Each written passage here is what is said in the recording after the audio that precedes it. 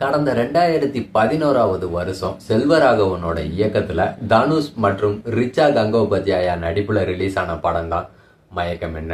இந்த படம் பாத்தீங்கன்னா விமர்சகர்களால கொண்டாடப்பட்டு ரசிகர்கள் மத்தியில நல்ல வரவேற்பை பெற்று ஒரு சூப்பர் ஹிட் திரைப்படமா அமைஞ்சது தனுஷுக்கு. இந்த படம் என்னதான் விமர்சன ரீதியா பல பாராட்டுக்களை பெற்று இருந்தாலும் வசூல் ரீதியா இந்த படம் ஒரு தோல்வி படமா தான் இருந்துச்சு. ஆமாங்க, என்னதான் படம் அருமையா இருந்திருந்தாலும் இந்த படம் வசூல்ல சாதனை பண்ணல, லாபம் கொடுக்கலன்னு தான் சொல்லப்படுது. இந்த படத்தை பார்த்தீங்கன்னா 2017வது வருஷம் மிஸ்டர் கார்த்திக் அப்படிங்கிற பெயர்ல தெலுங்குல ரீமேக் பண்ணி ரிலீஸ் பண்ணாங்க. தெலுங்குல செம ஹிட் அடிச்சதுங்க இந்த மயக்கம் என்ன திரைப்படம். இப்ப ஜூலை 27ஆம் தேதி நம்ம தனுஷுடைய பிறந்த நாள்.